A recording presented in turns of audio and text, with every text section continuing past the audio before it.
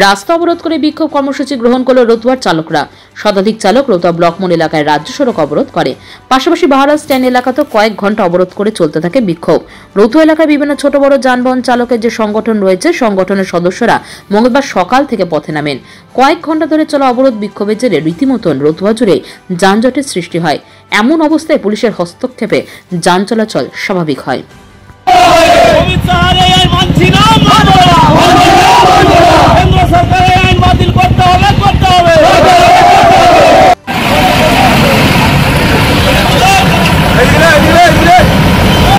আজকের অবরোধ আমাদের এটাই ইস্যু। আমাদের কেন্দ্রীয় সরকারের নির্দেশে অমিত শাহজি স্বরাষ্ট্রমন্ত্রী একটা কালো আইন তৈরি করেছে, লাগু করেছে। সেই আইনটা হচ্ছে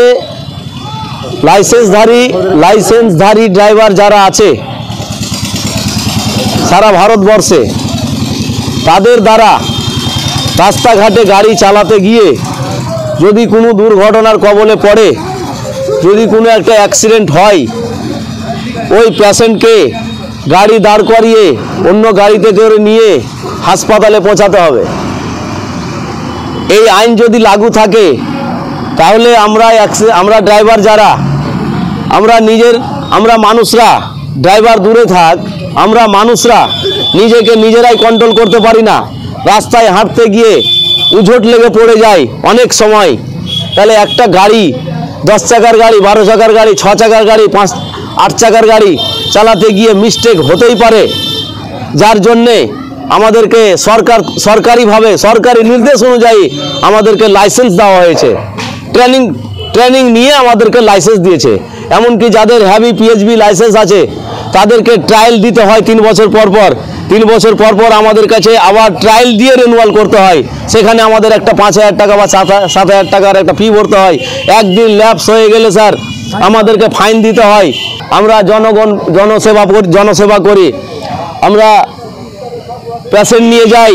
অনেক সময় অ্যাম্বুলেন্সের ড্রাইভার নিজের জানের ঝুঁকি নিয়ে, অ্যাম্বুলেন্সের ড্রাইভার ভাইয়েরা আমার রিস্ক নিয়ে গাড়ি চালাতে গিয়ে ওদের কাছেও দুর্ঘটনা ঘটতে পারে। আমরা চাইছি এই কেন্দ্র সরকার এই কালো আইন বাতিল করুক যত দ্রুত সম্ভব। আমরা চাইছি এই কালো আইন বাতিল করুক, নাহলে আমরা যতগুলো মালিক আছে মালিকদের কাছে আমরা চাবি জমা দিয়ে দিব। মালিকের ধন মালিকের দুয়ারে পৌঁছে দিয়ে আমরা নিজের অন্যান্য কর্মে আমরা ব্যবস্থা নিব। আমরা লবণ ভাত খাবো, তাও বাড়িতে থাকবো। কিন্তু স্যার এই যে 7 লাখ টাকা জরিমানা আর ড্রাইভারের 10 বছর জেল, আমাদের বেতন তো স্যার 300 টাকা লেবারের বেতন। আমাদের সারা জীবন কেউ হয়তো 20 বছর, কেউ হয়তো 25 বছর, 30 বছর চাকরি করে, ওর তো শরীর খারাপ আছে, আর কিছু আছে, ছুটি আছে, গাড়ি হরতাল আছে, আর কিছু আছে। আপনি 30 বছরে হিসাব করে দেখেন স্যার, 7 লাখ টাকা জমা হচ্ছে না। 7 লাখ টাকা জরিমানা আর 10 বছর জেল, তাহলে আমাদের পরিবারের কি হবে স্যার? পাথর ছাড়াই প্রতিকার সম্ভব। মালদার প্রাচীনতম ভৃগু বংশ জ্যোতিষী পণ্ডিত এস শাস্ত্রী। দাম্পত্য সমস্যা, বিবাহে বাধা, ব্যবসায় অবনতি, পরীক্ষায় অকৃতকার্যতা, ভাগ্য গণনা, গোষ্ঠী বিচার, ঠিকুচি গোষ্ঠী এবং মৃত্যু ছাড়া সকল সমস্যার সমাধানের জন্য যোগাযোগ করুন জগদম্বা জ্যোতিষ কেন্দ্র, বিবেকানন্দ স্কুলের পাশে, মালদা।